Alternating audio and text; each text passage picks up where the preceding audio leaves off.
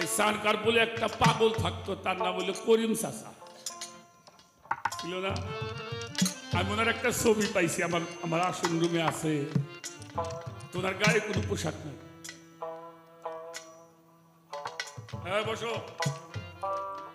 এই জন্য Jalaluddin Rumi একটা কথা বলছে, বাবা আমি অনেক মানুষ দেখেছি, তাদের মধ্যে কোনো পোশাক দেখি নাই।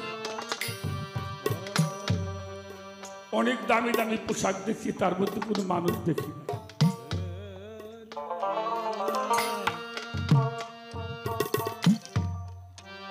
এই করিম চাচা চানকার পুলে থাকতো, উনি কোনো কাপড় চোপড় পরতো না। ঢাকা হাইকোর্টে একটা মানুষ পিওনের চাকরি করত, ওনার বাড়ি ছিল ফেনী। বাবা কথা বলল না কেউ। ওনার একটা মাত্র ছিল, ম্যাট্রিক পাস করাইছে। তখনকার সময় ম্যাট্রিক পাস করা কিন্তু সহজ কথা ছিল না। কিন্তু ম্যাট্রিক পাস করবার পরে ওই ছেলের একটা অসুখ হইল, সেটা হলো ক্যান্সার।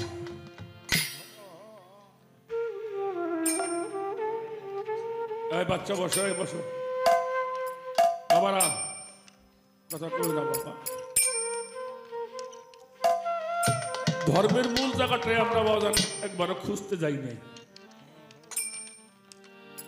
ধর্মটার নাম হলো শান্তি। ইসলামটা মানে কি? হ্যাঁ, শান্তি দেখি বাইরে না আমার ঘরে। হ্যাঁ, এই ঘরটাই যদি শান্তি না থাকে, কোথাও আমি শান্তি। আমার ফরিদপুরের একজন সাধক ছিলেন, আসাদ বয়ত্রী সাধক। উনি একটা গানের মধ্যে লিখছে, করবি যদি ভালোবাসা আগে নিজের বাসা সাজাই। শ্যামলা কুচি থেকে মানুষটার ভিটে বাড়ি জায়গা জমি যা ছিল বাবা বিক্রি করে ছেলের চিকিৎসা করছে। তখন তো ক্যান্সারের চিকিৎসা তো। পরে ডাক্তাররা বলছে, বাবা ও যে কয়দিন বাইসে থাকে, আগে তো যে অসুখ হইলে সাগু খাওয়াইতো, এই পাতলা কিছু জিনিস খাওয়াবেন যে কয়দিন মালিক রাখে, এছাড়া আমাদের আর কিছু করার। যার একটা মাত্র ছেলে, সব শেষ।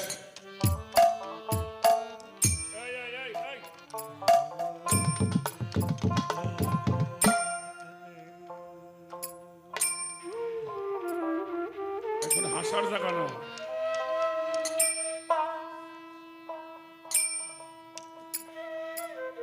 যার একটা মাত্র ছেলে, আর ডাক্তার যদি কয় আমাদের আর কোনো চিকিৎসা নাই, মালিক যে কয়দিন রাখে, সেই বাবা আমার কতটুকু শান্তি থাকে। ক্যান্সারের কিন্তু একটা জ্বালা আছে।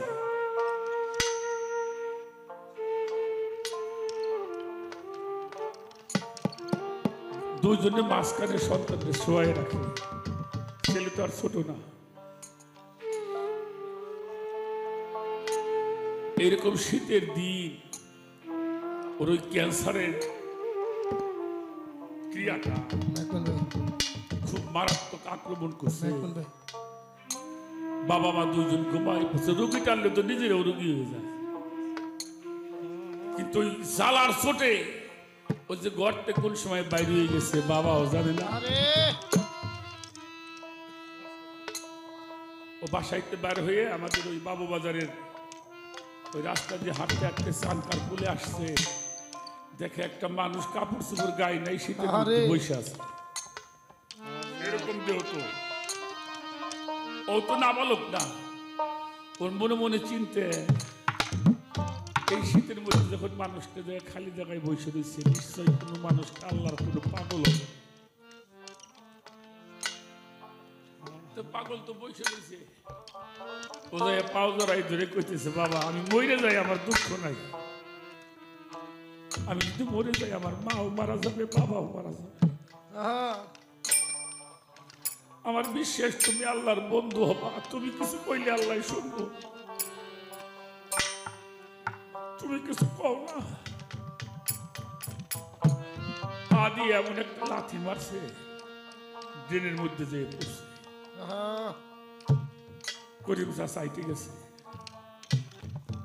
ওই ড্রেনের মধ্যে পড়ছে, পানি পুনি মাখাই গেছে। আধা ঘন্টা খানিক বেহোশের মতো ছিল, একটু পরে সুস্থ হয়েছে। তাকাইছে, তাকাইও দেখে যে একেবারে সুস্থ একটা মানুষ। সুবহানাল্লাহ, সুবহানাল্লাহ। বলছে ক্যান্সারের রোগী,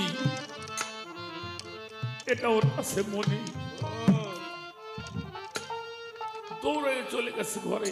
মা, মা আমার কটা ভাত খাও, আমার খুব ক্ষুধা লাগছে। চুপ করছে, কি ব্যাপার, তুই কই গেছিলি? তুই ভাত খাবার চাস? তোরে তো ভাত খাওয়ানো যাবে না, নরম কিছু খাইতে হবে তোর। কইল মা তুমি চিন্তা করো না, আল্লাহর ওলি করিম চাচা আমার লাভ দিয়েছে, মা, আমি ভালো হয়ে গেছি মা, আমি ভালো হয়ে গেছি, আর আমার কেউ